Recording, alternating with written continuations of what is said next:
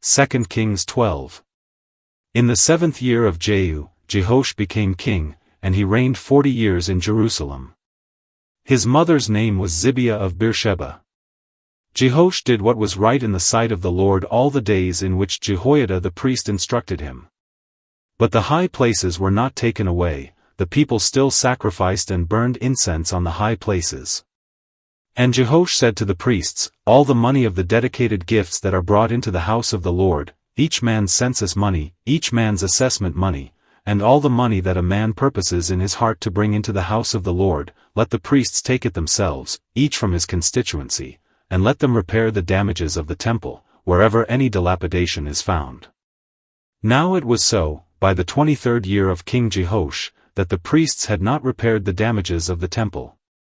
So King Jehoash called Jehoiada the priest and the other priests, and said to them, "Why have you not repaired the damages of the temple? Now therefore, do not take more money from your constituency, but deliver it for repairing the damages of the temple." And the priests agreed that they would neither receive more money from the people, nor repair the damages of the temple.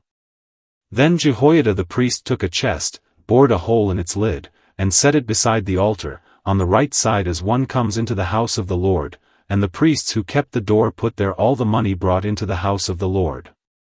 So it was, whenever they saw that there was much money in the chest, that the king's scribe and the high priest came up and put it in bags, and counted the money that was found in the house of the Lord.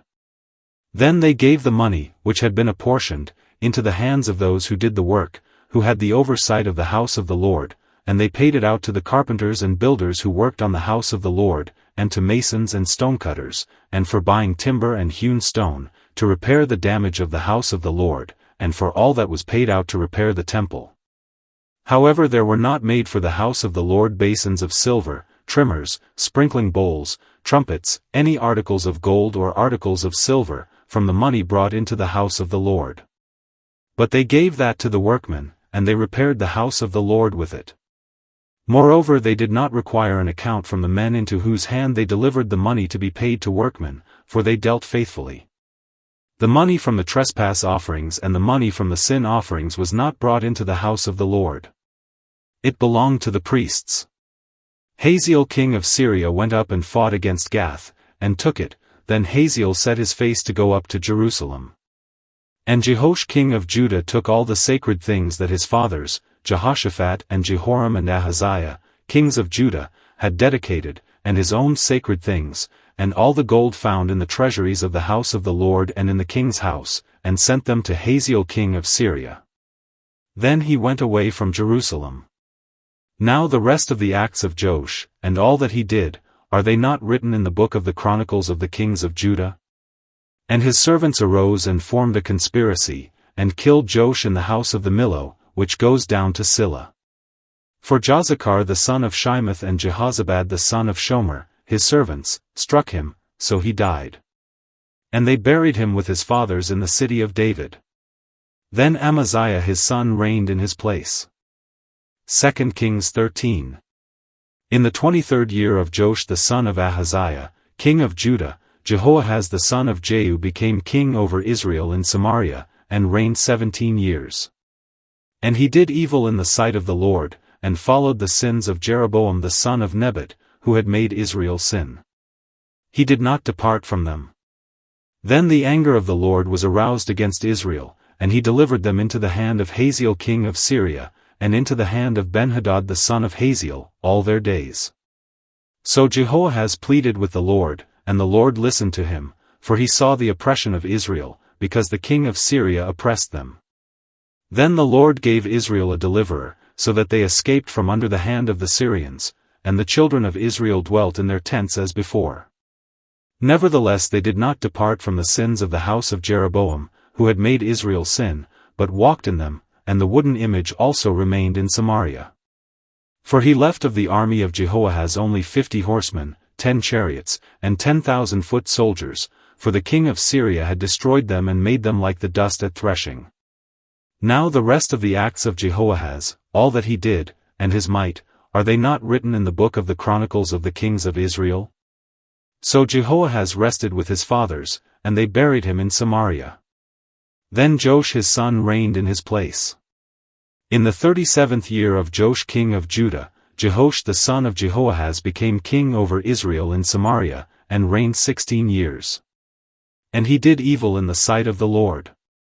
He did not depart from all the sins of Jeroboam the son of Nebat, who made Israel sin, but walked in them. Now the rest of the acts of Joash, all that he did, and his might with which he fought against Amaziah king of Judah, are they not written in the book of the Chronicles of the kings of Israel? So Joash rested with his fathers. Then Jeroboam sat on his throne. And Joash was buried in Samaria with the kings of Israel. Elisha had become sick with the illness of which he would die. Then Joash the king of Israel came down to him, and wept over his face, and said, O my father, the chariots of Israel and their horsemen. And Elisha said to him, Take a bow and some arrows. So he took himself a bow and some arrows. Then he said to the king of Israel, Put your hand on the bow. So he put his hand on it, and Elisha put his hands on the king's hands. And he said, Open the east window, and he opened it. Then Elisha said, Shoot, and he shot. And he said, The arrow of the Lord's deliverance and the arrow of deliverance from Syria, for you must strike the Syrians at effect till you have destroyed them.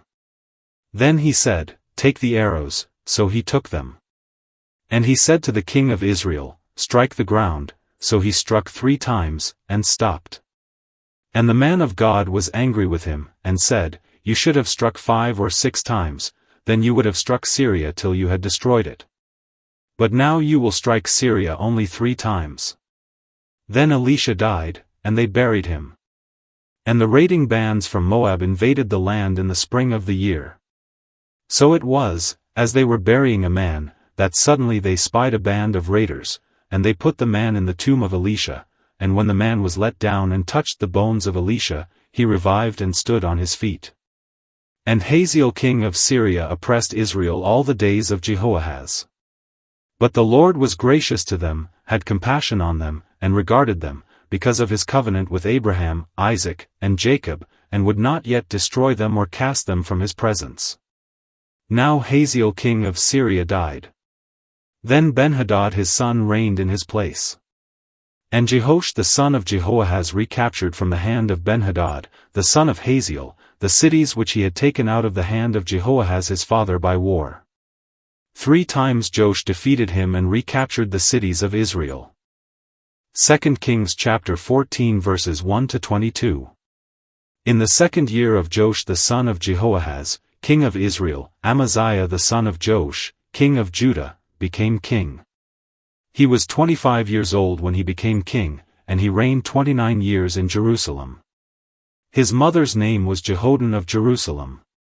And he did what was right in the sight of the Lord, yet not like his father David, he did everything as his father Joash had done. However, the high places were not taken away, and the people still sacrificed and burned incense on the high places. Now it happened, as soon as the kingdom was established in his hand, that he executed his servants who had murdered his father the king. But the children of the murderers he did not execute, according to what is written in the book of the law of Moses, in which the Lord commanded, saying, Fathers shall not be put to death for their children, nor shall children be put to death for their fathers, but a person shall be put to death for his own sin. He killed 10,000 Edomites in the valley of Salt, and took Selah by war, and called its name Joktheel to this day. Then Amaziah sent messengers to Jehoash the son of Jehoahaz, the son of Jehu, king of Israel, saying, Come, let us face one another in battle. And Jehoash king of Israel sent to Amaziah king of Judah, saying, The thistle that was in Lebanon sent to the cedar that was in Lebanon, saying, Give your daughter to my son as wife, and a wild beast that was in Lebanon passed by and trampled the thistle. You have indeed defeated Edom, and your heart has lifted you up. Glory in that, and stay at home, for why should you meddle with trouble so that you fall, you and Judah with you? But Amaziah would not heed. Therefore Jehoash king of Israel went out, so he and Amaziah king of Judah faced one another at Beth-Shemesh, which belongs to Judah.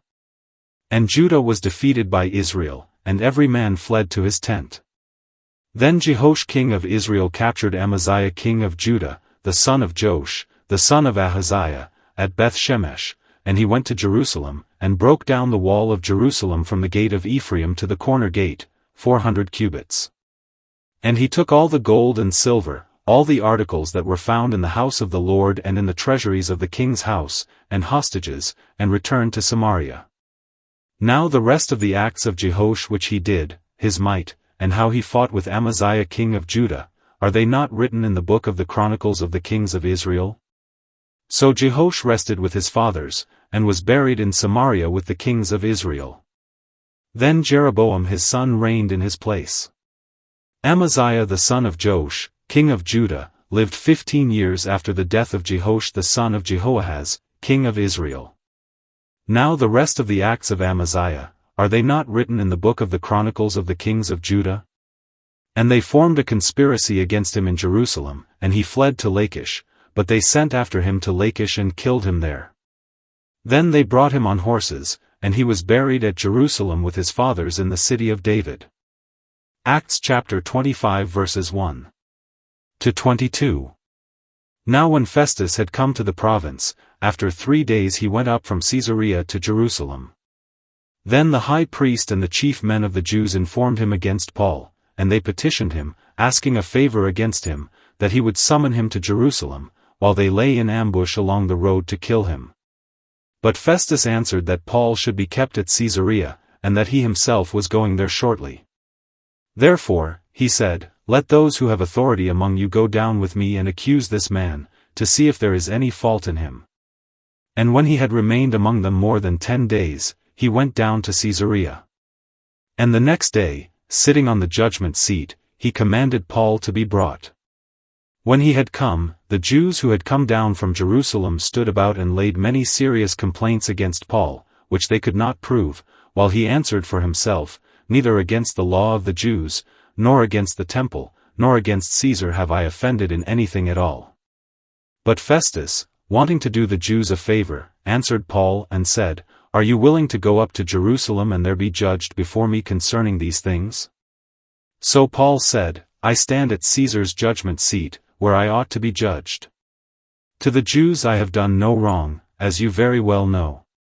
For if I am an offender, or have committed anything deserving of death, I do not object to dying, but if there is nothing in these things of which these men accuse me, no one can deliver me to them. I appeal to Caesar. Then Festus, when he had conferred with the council, answered, you have appealed to Caesar? To Caesar you shall go. And after some days King Agrippa and Bernice came to Caesarea to greet Festus. When they had been there many days, Festus laid Paul's case before the king, saying, there is a certain man left a prisoner by Felix, about whom the chief priests and the elders of the Jews informed me, when I was in Jerusalem, asking for a judgment against him. To them I answered, it is not the custom of the Romans to deliver any man to destruction before the accused meets the accusers face to face, and has opportunity to answer for himself concerning the charge against him. Therefore when they had come together, without any delay, the next day I sat on the judgment seat and commanded the man to be brought in. When the accusers stood up, they brought no accusation against him of such things as I supposed, but had some questions against him about their own religion and about a certain Jesus, who had died, whom Paul affirmed to be alive. And because I was uncertain of such questions, I asked whether he was willing to go to Jerusalem and there be judged concerning these matters. But when Paul appealed to be reserved for the decision of Augustus, I commanded him to be kept till I could send him to Caesar. Then Agrippa said to Festus, I also would like to hear the man myself. Tomorrow, he said, you shall hear him. Psalm chapter 81 verses 1 to 7. Sing aloud to God our strength. Make a joyful shout to the God of Jacob. Raise a song and strike the timbrel. The pleasant harp with the lute. Blow the trumpet at the time of the new moon. At the full moon, on our solemn feast day. For this is a statute for Israel. A law of the God of Jacob. This he established in Joseph as a testimony. When he went throughout the land of Egypt. Where I heard a language I did not understand. I removed his shoulder from the burden. His hands were freed from the baskets. You called in trouble, and I delivered you. I answered you in the secret place of thunder. I tested you at the waters of Meribah. Thank you so much for watching and listening to the Word of God. If you found this video uplifting and inspiring, please give it a thumbs up and share it with your friends and family. Your support helps spread God's Word and brings joy to more people. Don't forget to subscribe and hit the bell icon so you never miss an update. And if you have some time, check out my other videos. I have many more Bible verses and messages that I hope will touch your heart. Thank you for your support and may God bless you.